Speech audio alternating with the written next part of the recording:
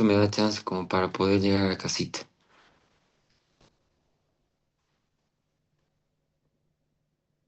Y bien, la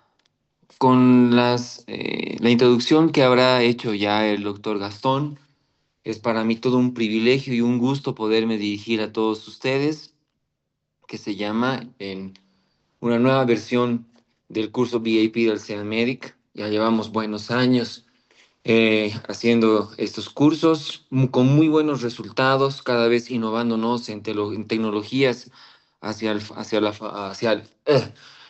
favor del aprendizaje, ¿no? Y que puedan ustedes también tener buenos réditos. Vamos a...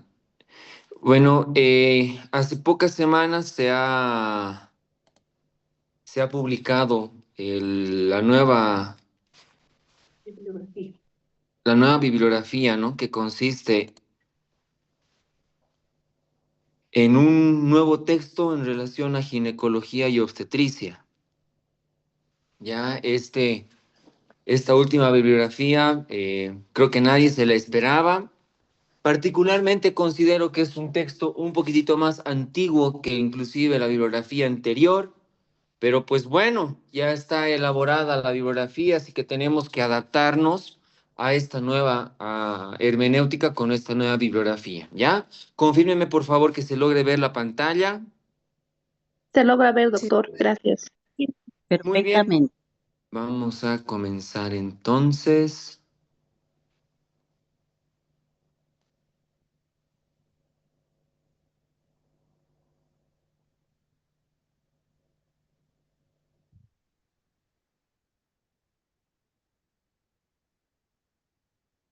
¿Logran escucharme muy bien? Recording in progress. ¿Logran escucharme muy bien, doctores? Sí, Sí, doctor. doctor. Doctor, está con eco. Sí, ya voy.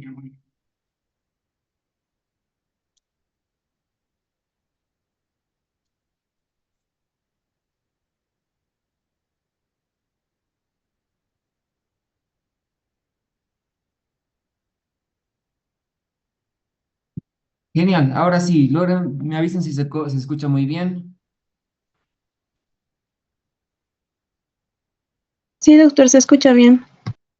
Súper. Comenzamos, doctores, con el tema de fisiología del embarazo, ¿ya? Eh, la bibliografía hace referencia de que la etapa del embarazo pues sugiere una serie de cambios y procesos que va a tener la embarazada en función a la nueva gestación. Y dichos cambios, muchos de ellos son patrocinados principalmente porque se llama la actividad hormonal que va a tener ese embarazo, ¿ya? Entonces, una de las principales modificaciones va a ser en la piel, y dentro de las modificaciones de la piel va a haber un aumento de la pigmentación, ¿ya? Que esto es debido a un estímulo del estrógeno y la progesterona que van a fomentar a las hormonas que se llaman estimulante de melanocitos, y que se llama, esta va a inducir a que en ciertos lugares de la piel pueda haber una hiperpigmentación, ¿no? Se destaca la línea alba, que es la línea que se llama, que está delante del abdomen, puede extenderse desde el apéndice sifoides e inclusive hasta la sínfisis del pubis del abdomen. Puede también, que se llama, en zonas como por ejemplo las axilas, puede ser el cuello, lugares de pliegue que pueden hiperpigmentarse solamente por el hecho, ¿no? Otra condición muy importante es en función al melasma, o también denominada cloasma. Tiene misma perspectiva en función a la hiperpigmentación, pero este es más caracterizado en presentarse en nariz, en mejillas, ¿no? Inclusive este tipo de pigmentaciones, dice la literatura, de que no se logran restablecer de manera rápida en el puerperio. Hay inclusive datos de que duran 10 años en que se termine de despigmentar después del puerperio, pero en promedio al año ya prácticamente se podría ver normalmente que se vuelva a la normalidad la hiperpigmentación, ¿no? También tenemos otros cambios en función a la hiperpigmentación, que se llama, es paralelo a las líneas de la piel, es más predominante en abdomen, en senos y en muslos de la paciente. Prácticamente las estrías sí es una de las pocas modificaciones del embarazo que no van a volver a la normalidad. Tenemos también modificaciones vasculares, ¿ya? Dentro de las modificaciones vasculares que se llama, tenemos primordialmente al edema, y en su bibliografía está un cuadrito de cómo, que se llama, es la fisiopatología del edema en la embarazada, que es fisiológico, siempre y cuando, dice uno, una cápite, que la paciente no esté embarazada, no tenga hipertensión, el edema va a ser fisiológico. ¿Por qué se produce el edema? Por un aumento en la retención hídrica, un aumento en la permeabilidad vascular, un aumento del flujo sanguíneo, esto por el aumento de la volemia, y con una disminución de la presión oncótica. Esto va a hacer de que la paciente pueda presentar edemas. El lugar más asentado de los edemas fisiológicos en el embarazo, evidentemente el 80% va a ser las extremidades inferiores, en un 20% va a ser en función a las extremidades superiores y al rostro. También la paciente va a presentar telangiectasias, es más frecuente en raza blanca, donde van a aparentar unas arañitas vasculares que por lo general son en tronco y en el rostro. También es frecuente la aparición de las varices, que también tiene una fisiopatología como ser aumento de la presión venosa, aumento de la volemia y con una fragilidad del colágeno, aunque es más, también tiene un componente de carácter hereditario. Las varices por lo general van a ser a predominio de extremidades inferiores, aunque también la bibliografía destaca de que pueden haber zonas como las hemorroides, que pueden tener la misma fisiopatología, entre comillas.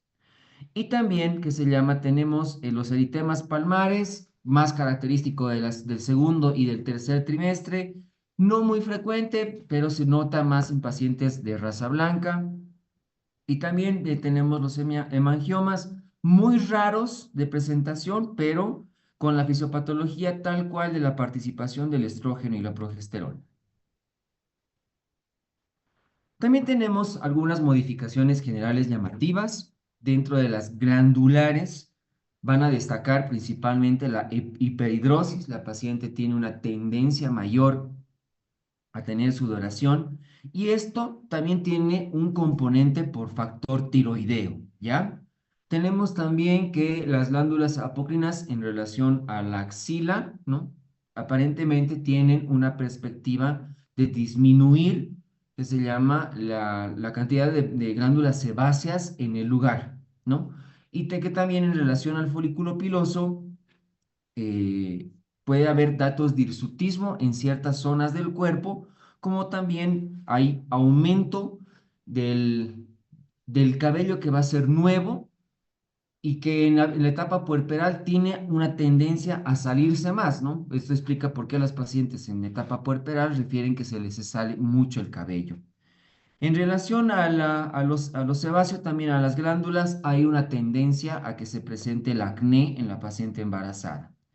Referente a las piezas dentarias, se ha demostrado de que hay un aumento en el pH salival por el efecto hormonal del embarazo, pero que, entre comillas, no tendría una connotación patológica per se, siempre y cuando la paciente ya tuviera antecedentes de caries antes del embarazo, que esto haría una implicación a que sí pueda aumentar la intensidad de las caries.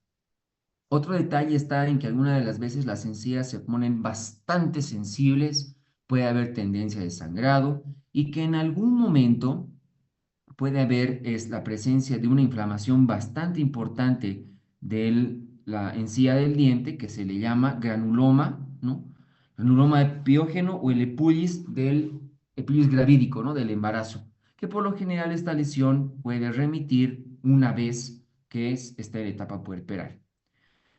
En función a los cambios en el aparato locomotor, en el componente esquelético, la paciente va a tener una tendencia hacia la lordosis, ya una lordosis fisiológica por el aumento del crecimiento del producto hacia adelante, ¿no? Esto implica que la paciente también va a tener tendencia a tener dolores lumbares, va a haber un aumento en las articulaciones, en la laxitud de las articulaciones pubo y sacrocoxígeas, esto debido a una hormona que se llama relaxina, ¿ya? En función a los sentidos, prácticamente el que más se afecta es el sentido de la vista. La córnea se vuelve un poquito más sensible y esto también hace de que las pacientes que utilizaban lentes de contactos probablemente tengan un tanto de mayor dificultad.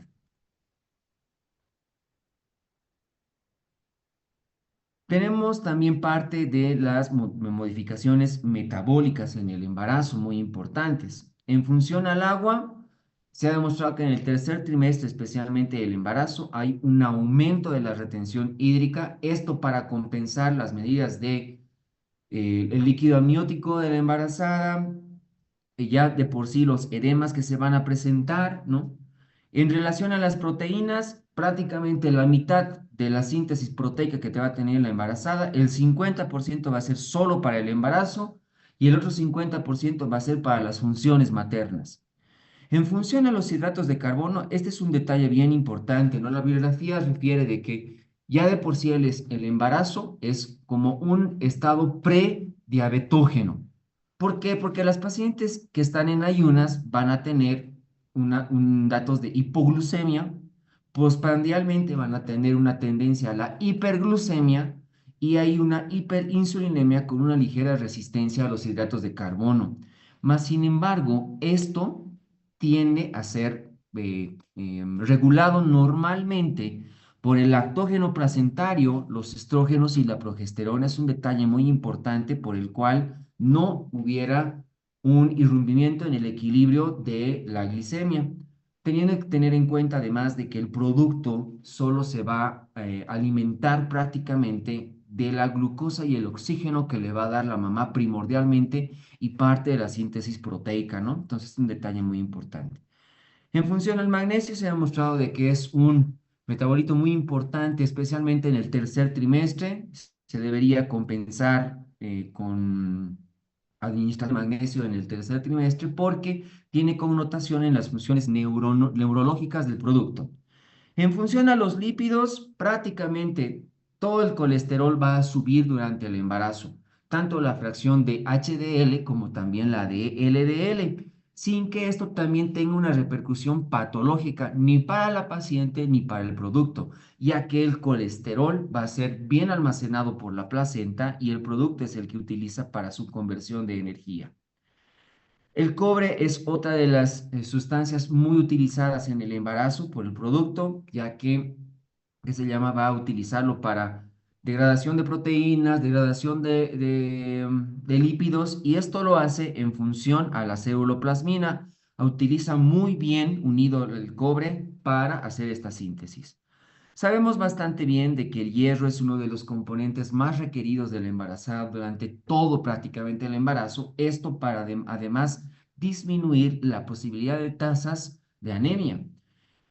Si bien la paciente puede consumir con la dieta cantidades equivalentes a 14 miligramos de hierro diario, apenas se sintetizan el 1 a 2. Es por eso que el requerimiento para que sea fisiológico en el embarazo tiene que ser de 4 a 6,6 miligramos, ¿no? Y otro detalle muy importante es en función del metabolismo del calcio, donde para el metabolismo interfieren tres moléculas importantes, ¿no? Uno es la vitamina D3, llamada también calcitriol, la calcitonina, muy importante, y la hormona paratiroidea.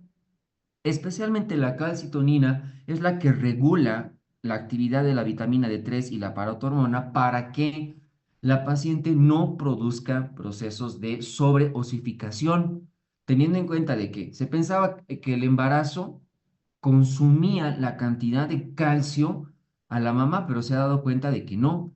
Pero sí tenemos una sobreactividad de calcio porque la mamá le tiene que brindar al producto.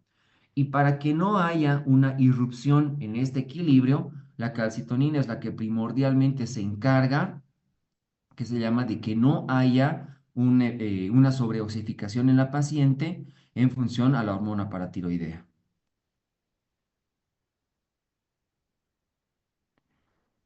Otro órgano que tiene mucha connotación es el aparato respiratorio, teniendo en cuenta de que un tercio del metabolismo respiratorio va a ser único y exclusivamente para el feto y la placenta.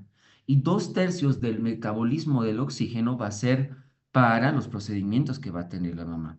Por lo tanto, van a haber una serie de modificaciones en función al que se llama aparato respiratorio. Tenemos uno, las anatómicas, que son por dilatación capilar. Se ha demostrado de que todo el aparato respiratorio, primordialmente en función a tráquea y vía respiratoria superior, hay una dilatación capilar, ¿ya? Hay un aumento en el diafragma, por esto el crecimiento del útero expande prácticamente el diafragma hacia arriba y por ende a los costados, ¿no? Se ha demostrado de que 2 centímetros del ángulo subcostal son ocupados más por el espacio anatómico y esto va a influir fisiológicamente con modificación de los volúmenes. Va a haber un aumento en el volumen corriente y va a haber una disminución del volumen residual. Esto porque se tiene que sintetizar mayor cantidad de oxígeno y la paciente por ende va a presentar un poquito más de hiperventilación. Esta hiperventilación, muy patrocinada por la hormona progesterona, por ende va a ligeramente subir y estabilizarse la presión parcial de oxígeno, pero por sobre todo el cambio mayor va a ser en función a la disminución de la presión de dióxido de carbono, ¿no? Esto hace de que aumente secundariamente un poco la síntesis de bicarbonato para evitar que la paciente y la embarazada haga alcalosis. Dato muy importante. Tenemos también modificaciones gastrointestinales, ¿no? Dentro de las cuales va a destacar principalmente que tanto el estrógeno y la progesterona disminuyen la colecistoquinina. Y esto va a hacer que haya una disminución de la motilidad gástrica. Por ende, la paciente va a presentar náuseas, puede presentar vómitos y puede presentar también estreñimiento. Hay una tendencia a aumentar la acidez gástrica y el reflujo. Esto porque se va a modificar un poco la presión del esfínter inferior del esófago por el crecimiento del producto. Y si bien la acidez gástrica aumenta un poco, pero la biografía dice que no es un dato mayor como para llevar a la pirosis, aunque lo sabemos que la embarazada sí lo presenta generalmente. Pueden haber modificaciones en función también a la motilidad y el poco vaciamiento de la ampolla anal, por lo tanto va a haber hemorroides. También interfiere, que se llama, en la colecistoquinina para la promoción y la formación de cálculos vesiculares. La fosfatasa alcalina también aumenta un poquitito, esto también debido a la hormona placentaria, es decir, el lactógeno placentario hace que se aumente un tanto. En función a prácticamente diríamos que las modificaciones gastrointestinales disminuyen en relación a lo que todo aumenta, ¿no? Porque también aumenta la volemia en el aparato cardiovascular, aumenta el volumen corriente en el aparato respiratorio, en el aparato urinario aumenta la tasa de filtrado glomerular y todas las funciones, pero en el aparato gastrointestinal sí hay una connotación más bien a la disminución de la funcionalidad. Propiamente dicho, en relación a las modificaciones urinarias, va a haber un aumento de tamaño de los cálices y de la pelvis renal. Esto debido a la tasa de filtrado glomerular que va a ocurrir. Por lo tanto, la paciente tiene tendencia también a aumentar su diuresis, ¿no? Además de aumentar el filtrado glomerular, va a aumentar el clearance de creatinina y va a aumentar la renina. Este aumento de la renina va a ir compensatorio en función al aumento de la volemia que va a tener en relación a las modificaciones cardiovasculares, sin la necesidad de tener que aumentar el que se llama fracciones de la eritropoyetina, por ejemplo. Ese es un detalle bien importante en función a la función renal. La vejiga, conforme crece el embarazo, se aplana y si bien aumenta la capacidad, aumenta unos 500 mililitros, dice la bibliografía, puede llegar a aumentar hasta tener una capacidad total de 1500 mililitros. Por el efecto del embarazo, la paciente tiene tendencia a aumentar la diuresis por el efecto del producto. En relación a las modificaciones hematológicas, ¿ya? Tenemos que tener en cuenta que va a aumentar la bulimia, por lo tanto, va a aumentar el volumen plasmático y va a aumentar ligeramente la masa eritrocítica sin, perdón, hay un error con la H, sin que se llama que se compense. Por eso es que la paciente va a tener una anemia dilucional, entre comillas, fisiológica. ¿Ya? Porque los elementos formes no van a reemplazar todo el volumen plasmático que está aumentado, ¿ya? En función a ello, va a disminuir la hemoglobina y también va a disminuir la fibrinolisis. Este dato de la fibrinolisis es muy importante, ¿ya? Con que también aumenten los factores de coagulación, porque la paciente tiene que estar preparada para el momento del parto. Y el momento del parto es una etapa donde por lo general va a haber una hemorragia, que la hemorragia es compensada netamente por la mamá. No hay grandes problemas, salvo que hay una hemorragia mayor a 1000 mililitros como es el dato para código rojo, ¿no? Entonces, la fibrinólisis ayuda a que el desprendimiento placentario, que se llama, no se pueda ver muy bien coagulada y no hayan datos de hemorragia, ayuda bastante muy bien en función a la fibrinólisis, a la disminución de la fibrinólisis y al aumento de los factores de coagulación. Sabemos también de que el que se llama, va a haber un aumento en función a la serie blanca, va a haber una leucocitosis que hasta 12.000 se considera fisiológico y que se llama encontrar valores de 14 a 16.000 serían sugerentes para que se llama que haya un proceso infeccioso, ¿no? Ahora tenemos que tener en cuenta de que el aumento de la hipervolemia tiene unos buenos beneficios, que va a ir en función al aumento de la oxigenación, ¿no? Que va a ir paralelo a las modificaciones respiratorias del embarazo. Va a haber también un efecto beneficioso en la demanda uterina porque la placenta va a consumir también la cantidad de la hipervolemia que está haciendo la mamá, ¿no? Entonces, esto va a suplementar todos los requerimientos que tiene el útero. Va a evitar un riesgo de pérdida al momento del parto y que también evite una hipotensión, especialmente en lo que se llama los cambios de posición que pueda tener la mamá. Una vez que terminemos, doctores, la jornada, me van a hacer todas las preguntas que ustedes desean. Yo con todo gusto lo hago. Tenemos que tener en cuenta también que hay modificaciones en el aparato reproductor, ¿no? Muy importantes. En función al útero, ya la musculatura uterina va a estar reforzada, ¿no? Tanto la musculatura externa como la interna, pero a predominio de la musculatura media.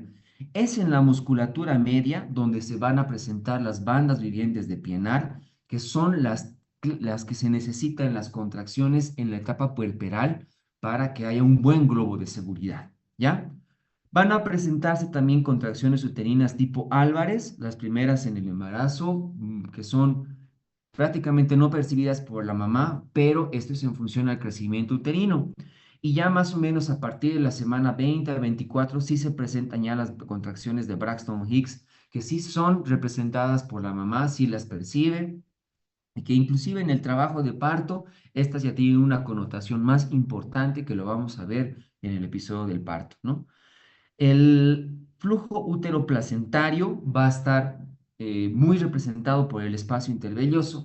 Las arterias espiraladas y las arterias uterinas tienen que tener un equilibrio para el flujo de sangre que va a tener hacia el producto, puesto de que la placenta es la más representativa para darle el flujo sanguíneo al producto. En función a otras modificaciones genitales, tenemos de que las primeras 12 a 14 semanas va a haber una modificación del útero y uno de los cuernos en los cuales va a estar más asentado el producto va a ser más grande que el otro. A esto se le llama el signo de pizca seca. Pero ya a la semana número 16 ya todo el útero se hace una forma ovoide y empieza a crecer uniformemente. Va a haber un aumento de la irrigación en la zona genital, especialmente en la vagina y el cuello del útero, por eso es que vemos la vagina y el cuello del útero más violáceos. A esto se denomina el signo de Chadwick. También tenemos que tener en cuenta de que las primeras 12 semanas el ovario con el cuerpo lúteo va a dar la cantidad hormonal necesaria de progesterona y gonadotrofina coriónica hasta que la placenta se estabilice.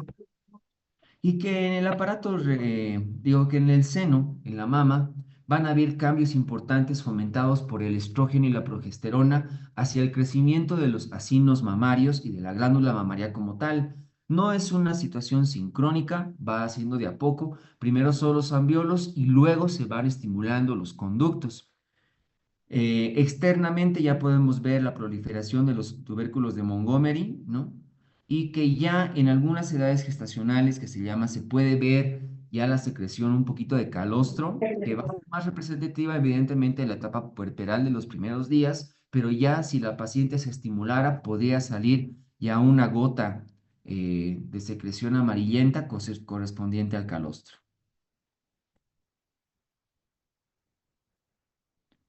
También tenemos modificaciones psicológicas. La paciente va a prepararse, entre comillas, para el embarazo. Esto ha ido cambiando también en función al paso del tiempo y también en función al grado de la cultura que tiene la paciente. En el primer trimestre hay un aumento de apetito porque la mamá tiene el pensamiento de que tiene que alimentarse por dos, pero ocurre una situación que al haber las náuseas y los vómitos sugerentes en el primer trimestre, la paciente puede frustrarse en función a no corresponder ese aumento de apetito y piensa de que además no le estuviera brindando los requerimientos beneficiosos que puede tener su bebé. Otro detalle es de que también la paciente tiende un poquito a disminuir su sexualidad pensando de que las relaciones pueden interferir con el producto. En el segundo trimestre no hay cambios sustanciales, la paciente ya empieza a aceptar su embarazo, ya empieza a haber un nexo importante con su embarazo, relega, dice, un poquitito a su pareja y por lo tanto pueden haber problemas de sexualidad, pero porque el esposo se pueda sentir relegado, ¿no? Hasta la bibliografía dice que pueden haber, el segundo trimestre es más característico de las infidelidades, qué divertido. Y en el tercer trimestre ya empieza a aparecer el miedo en función a cómo va a culminar en su embarazo, al miedo al trabajo de parto, a si le va a doler o no.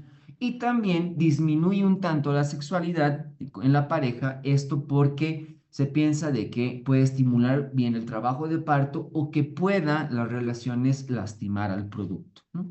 Eso es lo importante en relación a las modificaciones psicológicas.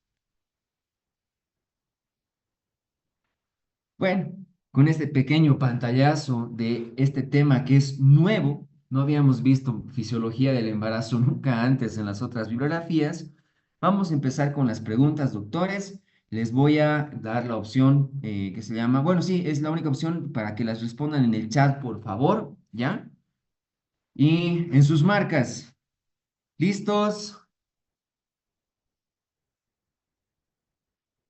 Pregunta, ¿cuál de los siguientes cambios cardiovasculares es característico del embarazo normal? Disminución del gasto cardíaco, incremento del volumen sistólico y frecuencia cardíaca, disminución del volumen plasmático, aumento de la resistencia vascular periférica o disminución del flujo uterino.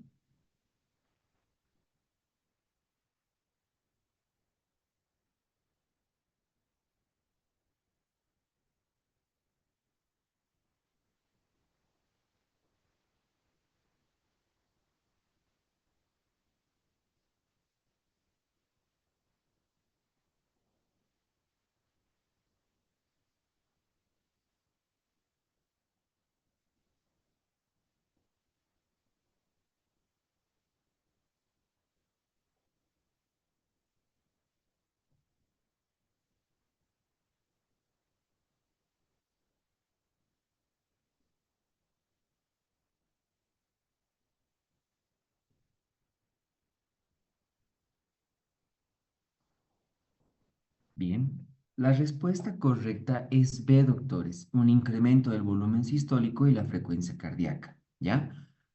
El embarazo incrementa el gasto cardíaco por aumento del volumen sistólico y la frecuencia cardíaca, adaptando el sistema cardiovascular a las mayores demandas fetoplacentarias. Esto también tiene función, doctores, en relación a que va a aumentar el volumen poscarga, justamente por el volumen sistólico, y van a reducir las resistencias vasculares periféricas. Esto haría de que la paciente fisiológicamente tiene una tendencia al aumento de la frecuencia cardíaca y una ligera hipotensión. Eso es lo que tiene que tener la embarazada, ¿no? Entonces, este detalle hace para la complementación de la pregunta. Vamos con otra preguntita. ¿Qué modificación respiratoria ocurre durante el embarazo normal? Disminución del volumen corriente, incremento de la capacidad pulmonar total, disminución de la presión arterial de la presión arterial de CO2 arterial, aumento de la presión arterial de CO2 arterial y disminución de la ventilación alveolar.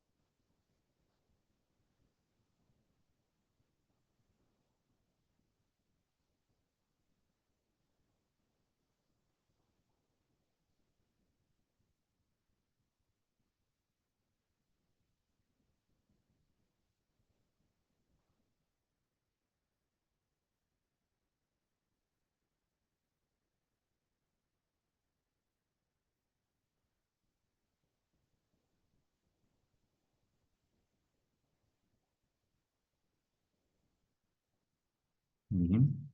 Nuestra respuesta es la C, porque hay una disminución de la presión de la presión de dióxido de carbono arterial, ¿no? El aumento de la ventilación minuto por acción de la progesterona reduce la presión arterial de CO2, facilitando el intercambio gaseoso materno-fetal, ¿no? No se olviden, un efecto en relación a esto es de que hay una síntesis de bicarbonato, el riñón excreta un poquito más para evitar la alcalosis de la paciente embarazada.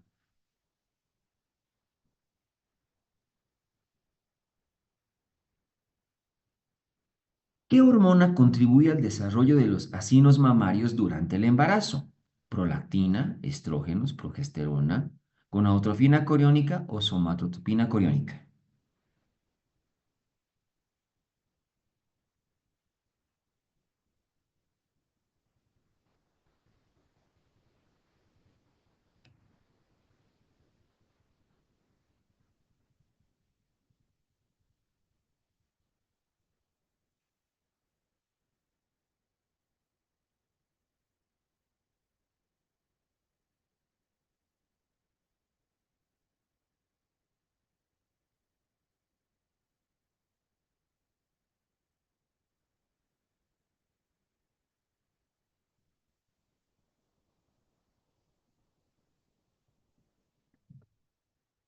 Ah, ya, muy lento.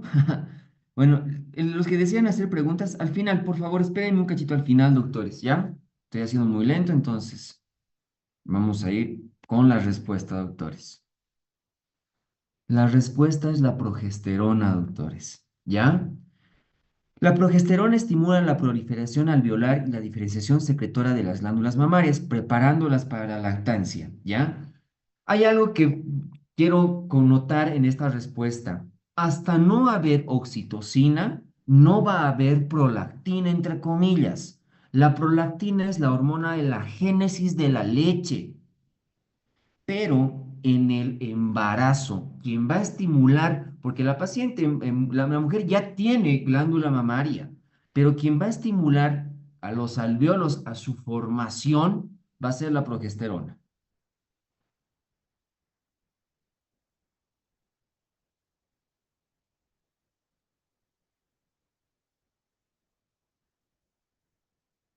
Así que, bueno, creo que no hay el episodio de lactancia acá, ¿no? Pero ¿qué se llama? Esto es en función a las modificaciones fisiológicas del embarazo. Me refiero netamente sobre el embarazo.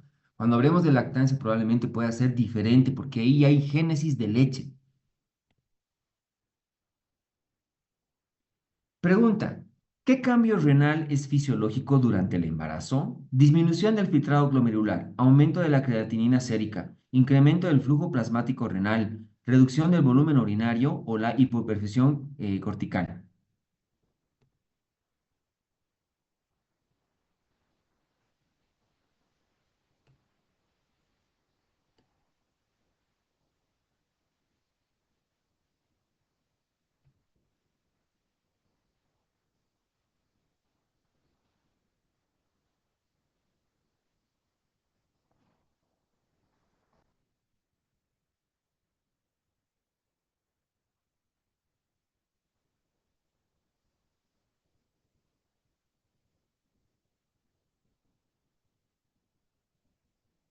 Como les decía hace rato, doctores, prácticamente casi aumenta todo, todo aumenta a excepción, bueno, y algunas cositas, ¿no? Pero del sistema digestivo, todo lo demás aumenta. La respuesta es incrementa el flujo plasmático renal, ¿ya? El aumento del gasto cardíaco incrementa el flujo plasmático renal y el filtrado glomerular hasta un 50%, favoreciendo la expresión metabólica. Para los que están respondiendo el B, no aumenta la creatinina, aumenta el clearance de la creatinina, que es totalmente diferente. Es más, la paciente embarazada maneja niveles de creatinina bajos.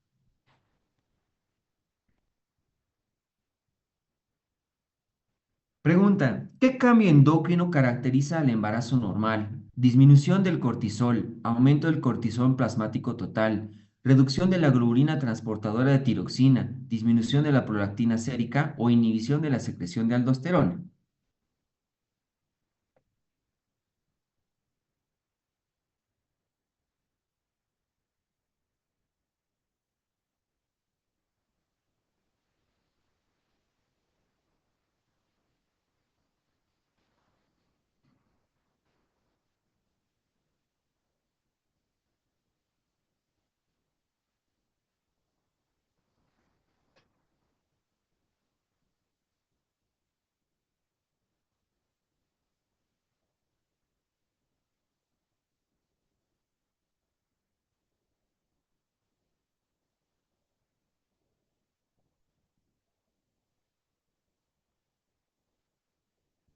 Bien, vamos con la respuesta.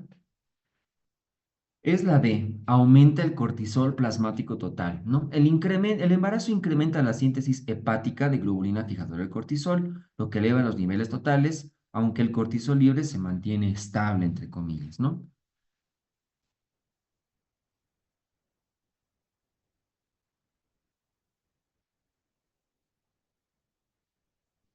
¿Cuál es el principal cambio respiratorio que contribuye al aumento de la ventilación minuto durante el embarazo? Incremento de la frecuencia respiratoria, aumento del volumen corriente, disminución de la capacidad residual funcional, incremento de la presión intratorácica o aumento de de la presión de dióxido de carbono, CO2.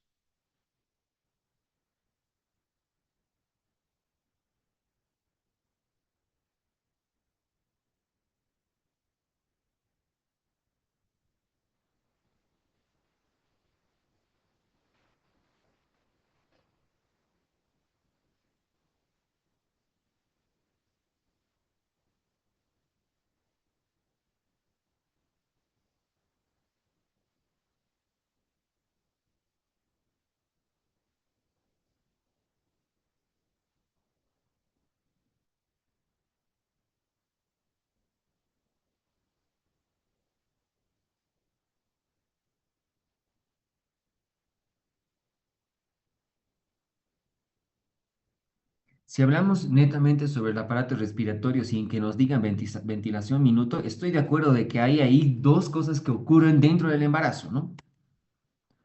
Pero tal vez estamos siendo muy exquisitos en la pregunta, ¿no? Estamos haciendo al volumen minuto. Por lo tanto, la respuesta es el B, el aumento del volumen corriente. La progesterona estimula el centro respiratorio aumentando el volumen corriente sin modificar significativamente la frecuencia respiratoria.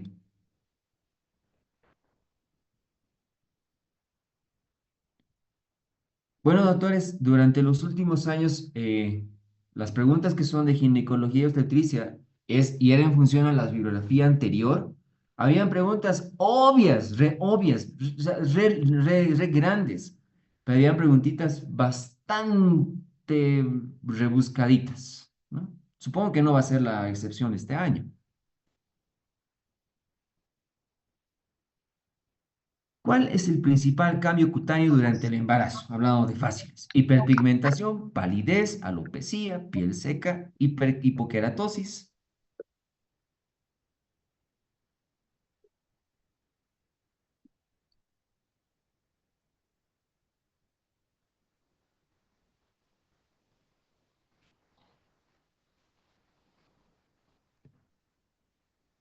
Ya está demasiado sencilla, ¿no?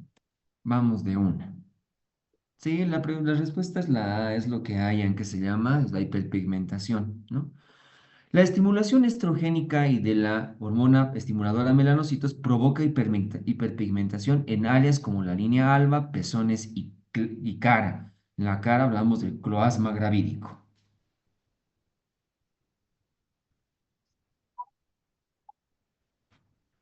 ¿Qué sucede con la presión arterial durante el segundo trimestre del embarazo?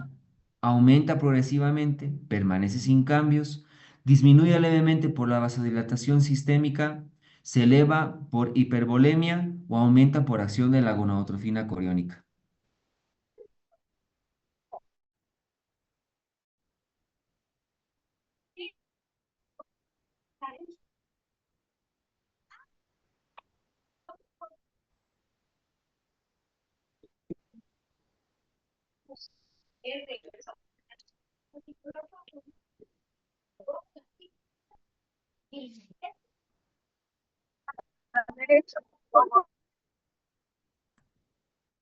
Disminuye levemente por vasodilatación sistémica.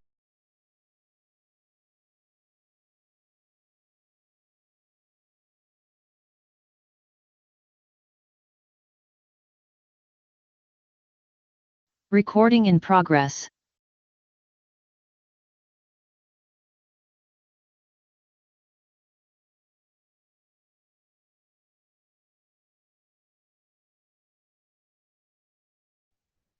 Sí, creo que fue un lapsus.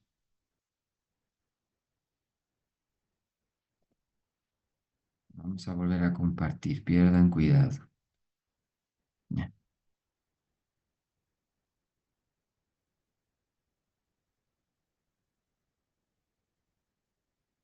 Está muy bien, ahora sí. ¿Ya? Entonces disminuye levemente la presión arterial, ¿ya?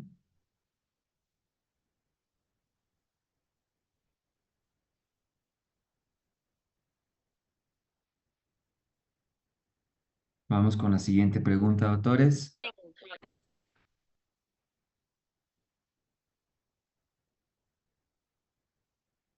¿Cuál de los siguientes cambios hormonales explica la laxitud articular durante el embarazo? Incremento del cortisol, disminución de los andrógenos, aumento de la relaxina y estrógenos, elevación de la prolactina o disminución de la hormona tiroidea.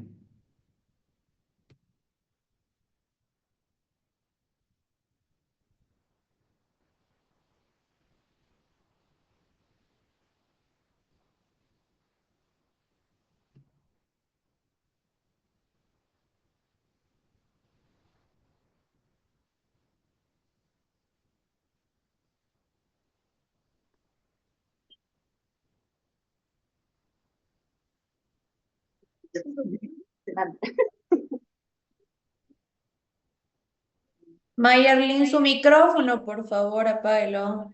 La respuesta es aumento de la relaxina y estrógenos.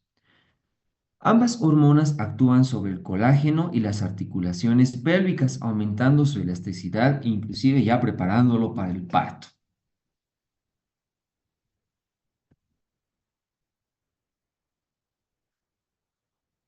¿Qué cambio endocrino permite la retención hídrica característica del embarazo? Disminución de la ADH, aumento de la aldosterona y vasopresina, inhibición del sistema renina-angiotensina, disminución del cortisol o supresión del eje hipotálamo hipoficiario.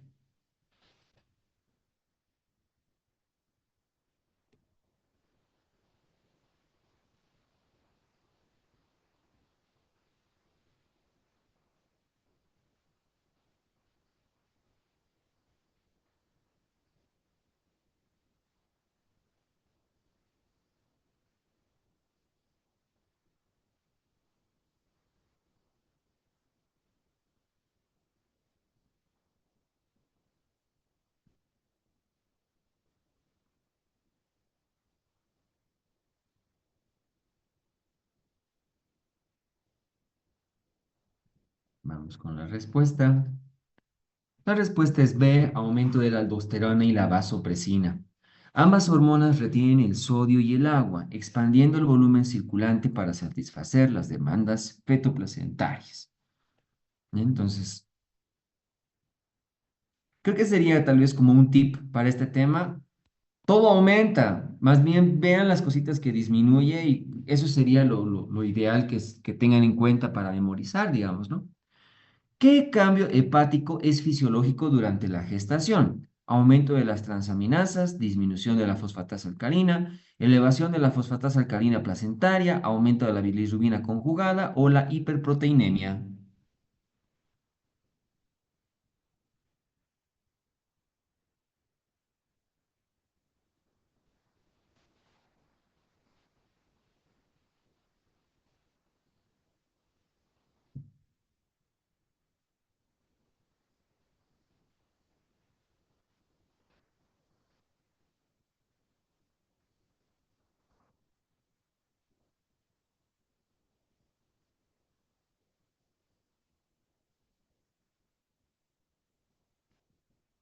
Bueno, creo que me tomaron algunos muy en serio cuando dije que todo aumenta, ¿no? En relación a las proteínas, más al contrario, tiende una ligera tendencia a disminuir, pero muy ligerita. Esto es por la excreción renal que van a ocurrir de proteínas, siempre y cuando no sean mayor a 300 miligramos en proteína de 24 horas, ¿no? Porque ahí ya es una patología propia del trastorno hipertensivo del embarazo. Entonces, por lo tanto, aquí la respuesta correcta es elevación de la fosfatasa alcalina placentaria. La isoenzima placentaria de la fosfatasa alcalisa aumenta progresivamente sin implicar daño hepático, ni para el producto ni para la mamá.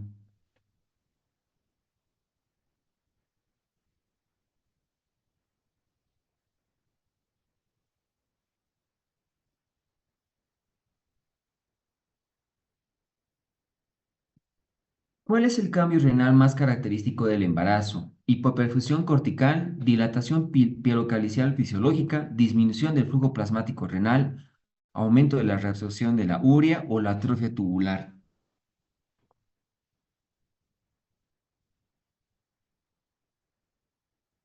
Esta igual es una de las mega sencillitas.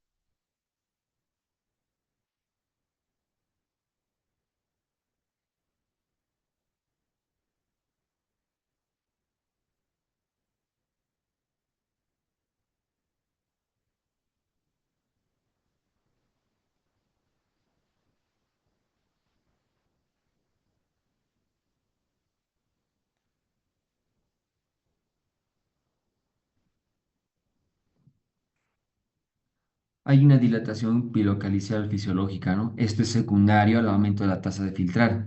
El efecto de la progesterona y la compresión uretral producen dilatación renal más acentuada en el lado derecho y anatómico también.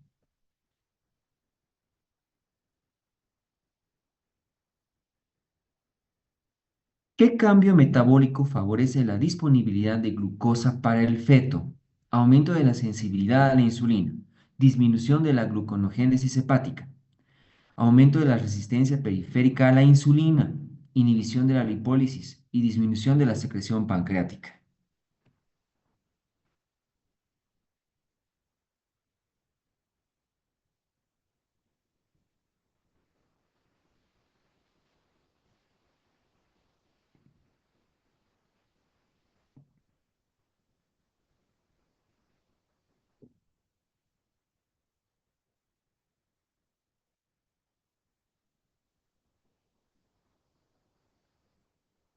Vamos con la respuesta.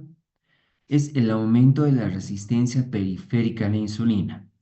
El lactógeno placentario y los estrógenos promueven la resistencia insulínica materna, preservando la glucosa para el uso fetal, ¿no? Recuerden de que el embarazo es un estado diabetogénico, aparentemente. ¿Qué hormona contribuye a la hiperlipidemia fisiológica del embarazo? Estrógeno, progesterona, cortisol, lactógeno placentario o la prolactina.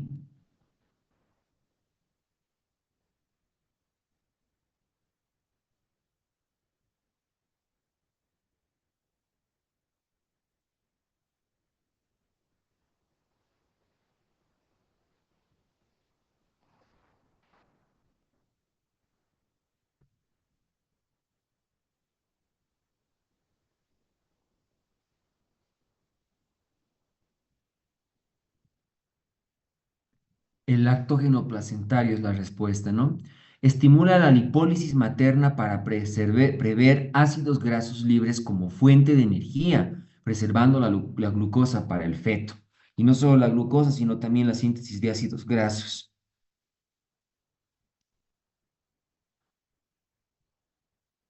Otra pregunta. ¿Qué cambio ocular se asocia con la gestación? Hipermetropía progresiva, disminución transitoria de la agudeza visual por edema corneal, miopía irreversible, aumento del grosor escleral, pérdida permanente de la transparencia corneal.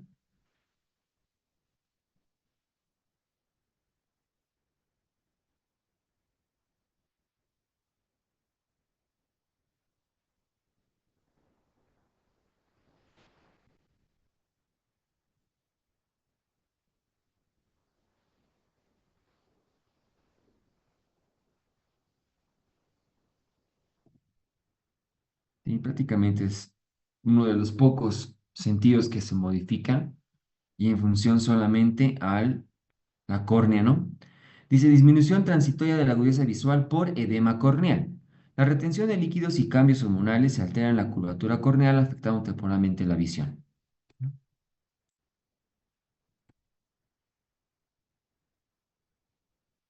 ¿Qué cambio neurológico menor puede presentarse en la embarazada?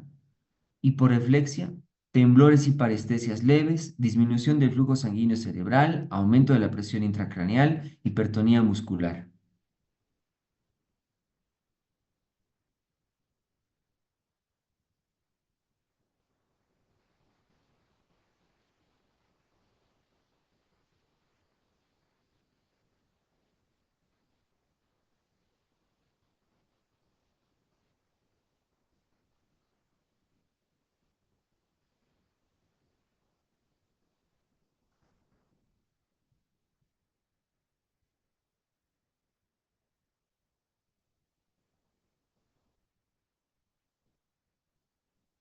Sí, temblores y parestesias leves, ¿no? El aumento del volumen plasmático y los cambios en electrolitos pueden causar sensaciones neuromusculares leves. Esto también está en función a al retorno venoso que se tiene especialmente en extremidades inferiores. Es muy frecuente que las pacientes tengan parestesias. ¿Qué componente sanguíneo aumenta de forma fisiológica en el embarazado? En el embarazo, ¿no? Hemoglobina, hematocrito, fibrinógeno, albúmina, plaquetas.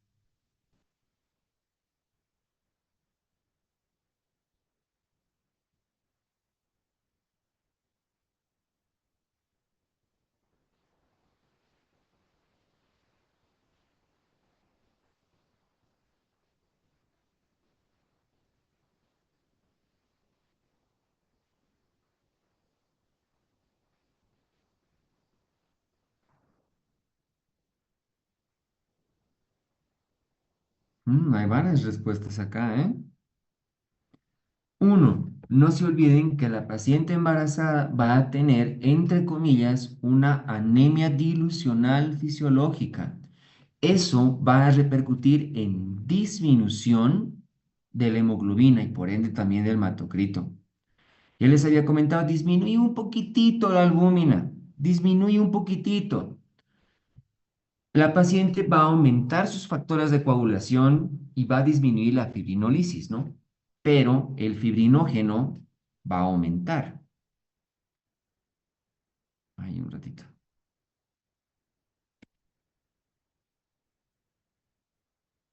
El incremento del fibrinógeno contribuye al estado de hipercoagulabilidad que protege frente a la hemorragia del parto.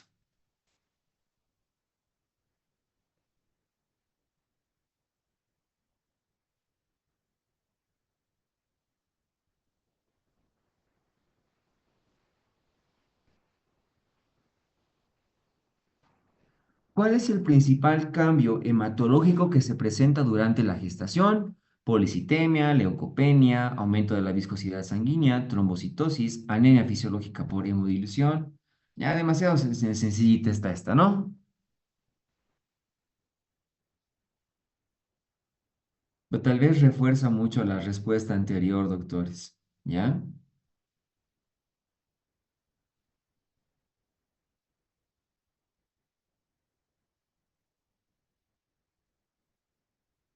Bien, vamos. Hay anemia fisiológica por hemodilución. El volumen plasmático aumenta más que la masa eritrocitaria, provocando hemodilución y una disminución relativa de la concentración de hemoglobina. Respondiendo a la pregunta anterior más. ¿Qué efecto tiene la progesterona sobre el tubo digestivo durante la gestación? Aumenta la motilidad intestinal, disminuye la motilidad gastrointestinal, estimula la secreción gástrica ácida, incrementa la presión del esfínter esofágico inferior o favorece el vaciamiento gástrico.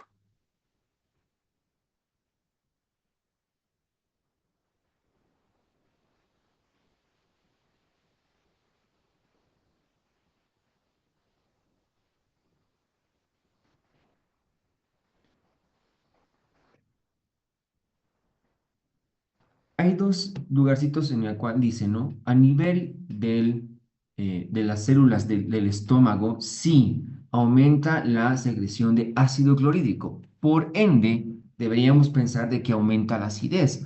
Aunque en el párrafo inferior, como que dice, ¿no? A pesar de que debería haber acidez, a veces baja en el embarazo. Así dice, es medio contradictorio un poquitito esa partecita de la acidez, ¿no?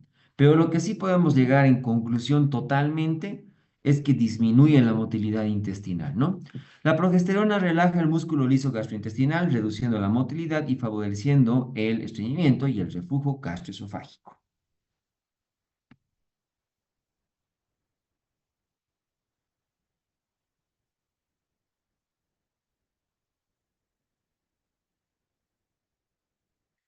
¿Qué cambio cardiovascular se presenta al adoptar la posición supina en el tercer trimestre? Incremento del retorno venoso, hipotensión por compresión de la vena cava inferior, hipertensión arterial transitoria, disminución del gasto cardíaco por bradicardia o ninguno.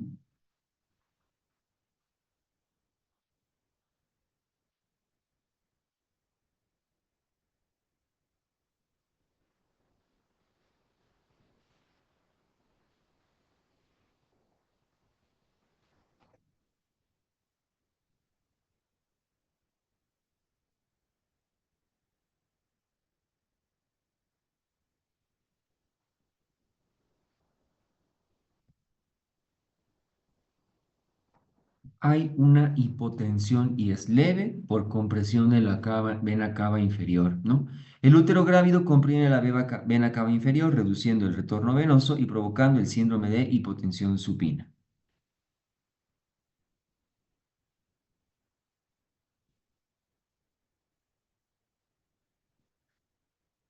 Bien, doctores, les agradezco mucho la atención para este nuestro primer tema. Antes de empezar con las preguntas que puedan tener ustedes, el sábado sí nos vemos 7:30 de la noche para que se llama dos temas a avanzar en función a la bibliografía. Así que cuando manden, doctores, todas las preguntas que ustedes tengan.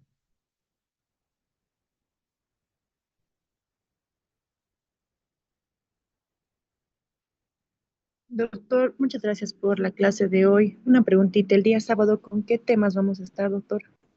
¿Hasta qué mes se recomienda tener relaciones sexuales, doctor? En realidad no hay una edad gestacional como para decir parémosla, pero sabemos bastante bien de que el semen tiene prostaglandinas que pueden estimular el parto. Probablemente sería óptimo desde la semana 36 evitar las relaciones sexuales. ¿Podrías repetir los requerimientos de hierro en el embarazo, por favor? Voy a repetir lo que dice su bibliografía, ¿ya? Dice que lo ideal es de 4 a 6,6 miligramos de cilitro de hierro y que aparentemente la dieta solo compensa de 1 a 2. Los dos temas que vamos a avanzar el día sábado, bueno, si no les han pasado el cronograma, doctores, es que se llama control prenatal y datación del embarazo, diagnóstico, es decir, semiología obstétrica, es lo que tendrían que estudiar. Doctor, buenas Doctor, noches. ¿cuánto de La peso clase ponderal grabada, debe ¿lo va a ganar la subir a embarazada por plataforma? trimestre? Mire, no le voy a marear porque entre el primer y segundo trimestre es lo que menos se gana. Es en el tercer, a mitad del segundo trimestre y al tercer trimestre que se gana más peso, entre comillas, ¿ya? Cuando llevemos, especialmente creo que está más detallado en el tema de diabetes gestacional en esta bibliografía, ¿ya? porque en control prenatal no le dice mucho cuánto debe ganar la paciente que tiene tal índice de masa corporal y demás, pero se tiene en cuenta de que 11 a 13 kilos debería ganar de peso en total una paciente embarazada que tiene un peso normal. Y cuando ya se tiene obesidad, debería ser de 6 a 8 en todo el embarazo. Sábado a las 19:30, doctores. Solo los días miércoles va a ser a las 20:45. Porfis, porfis. Bueno, ¿cuál era la última pregunta? Era que hay una hipotensión por la vena cava inferior.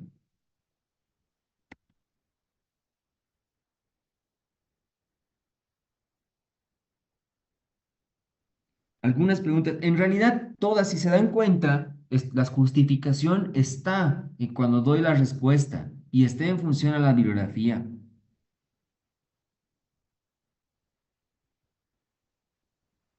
Doctor, ¿cuál es la función de la hiperpigmentación en la embarazada o simplemente es un efecto adverso del aumento hormonal? Entre comillas, solo es un efecto, pero está también en función a que no es adverso, sino es un efecto fisiológico simplemente. Hay una partecita inclusive de su bibliografía que dice, ¿no? Que la paciente que se expone al sol tiene más tendencia a a la hiperpigmentación. Podríamos decirle tal vez de que tiene un efecto protector para el sol, ¿no?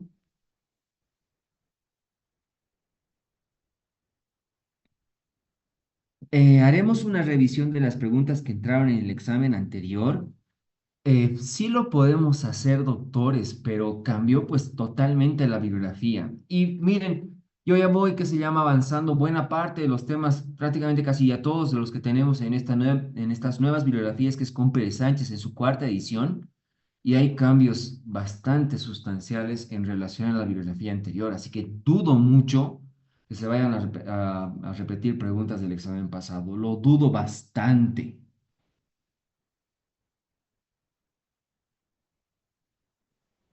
Doctor, de acuerdo al libro, ¿qué capítulos cambios anatómicos?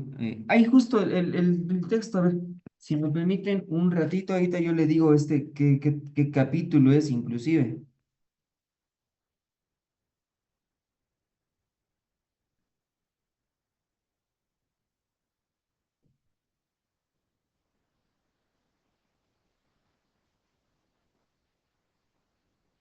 Es el capítulo 10 que dice modificaciones fisiológicas durante el embarazo. Ese es. Aquí me hace una pregunta entre aldosterona y la vasopresina o hormona antidiurética, ¿cuál es la más potente? Esto en función a la mamá o al producto, doctor. Obviamente en la mamá tienen prácticamente una analogía muy similar por el efecto hormonal, es lo que dice su bibliografía.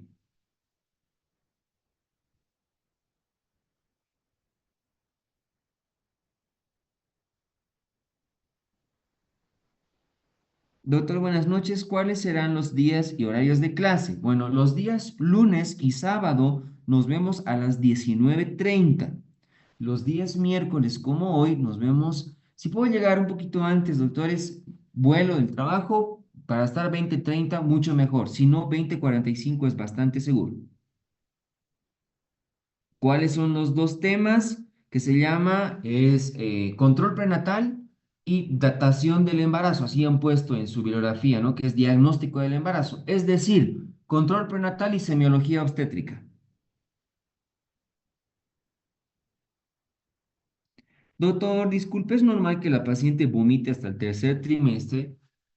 Por lo general, las náuseas del embarazo ya en el tercer trimestre y la posibilidad de vómitos no es tanto ya por la motilidad gastrointestinal, sino es por la compresión y la lateralización que tiene el esfínter esofágico inferior. Sí puede presentar, pero es más frecuente hasta la semana 16 del embarazo.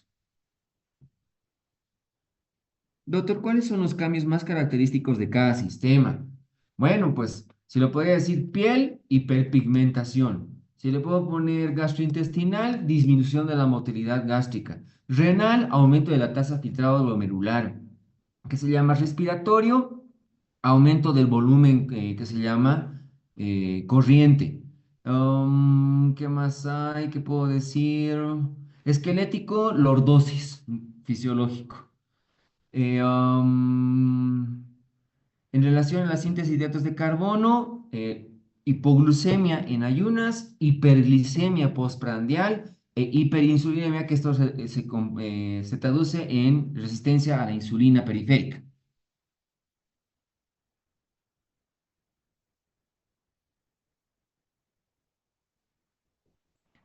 Bueno, su bibliografía me dicen una vez, en la parte respiratoria, ¿cómo está el volumen tiral? ¿Ya? La bibliografía que tienen, y yo no me gustaría que se llama marearles mucho, está bien, solo se modifican esos dos volúmenes.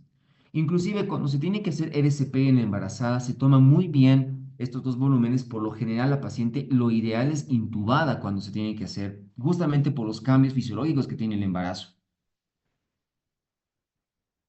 Doctor, ¿el hirsutismo es reversible después del embarazo o pasa lo mismo que el melasma?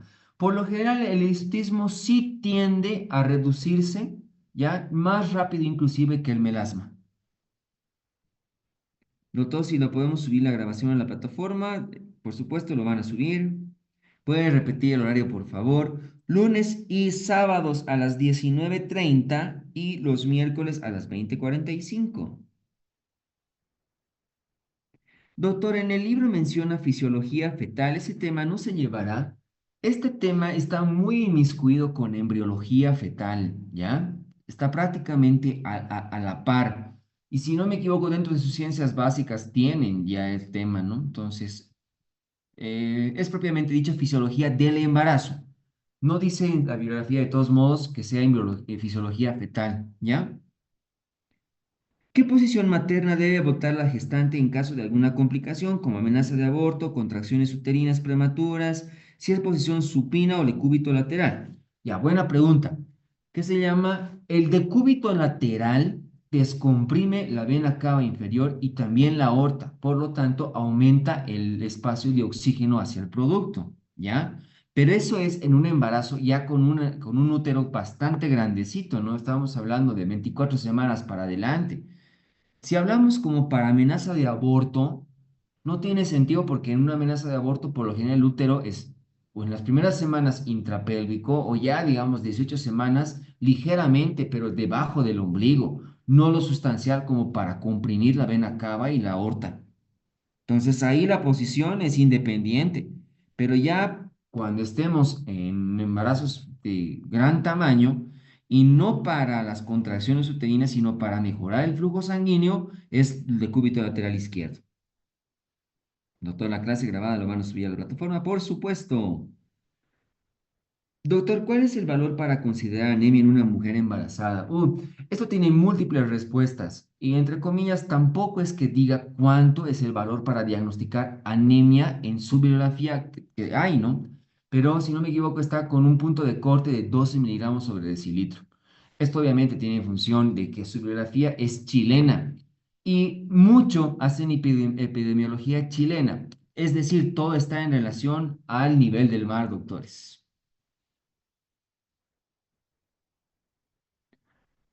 Las páginas del libro, a ver, vamos a ver. No, ahorita se lo digo. El capítulo 10 corresponde a la página 210 para adelante, que es modificaciones fisiológicas del embarazo.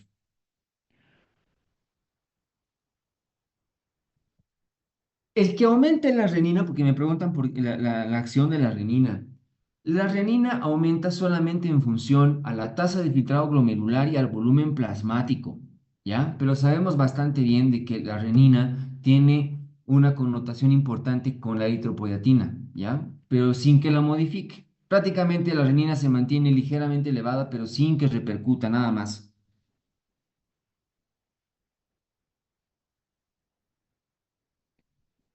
Esto de que les faciliten el libro en PDF y los resúmenes con administración, yo creo que sí les pueden facilitar.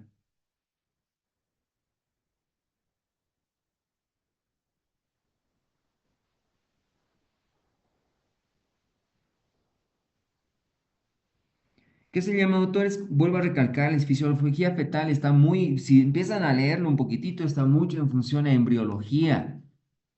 y que se llama no tiene connotación de fisiología del embarazo como tal. Yo les diría que se apeguen un poquito porque ahí dice fisiología del embarazo.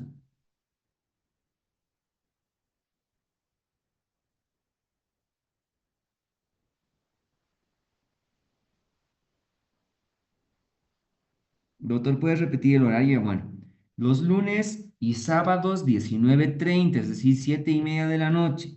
Los miércoles a las 20:30 o 20:45, es decir, 8:45 de la noche.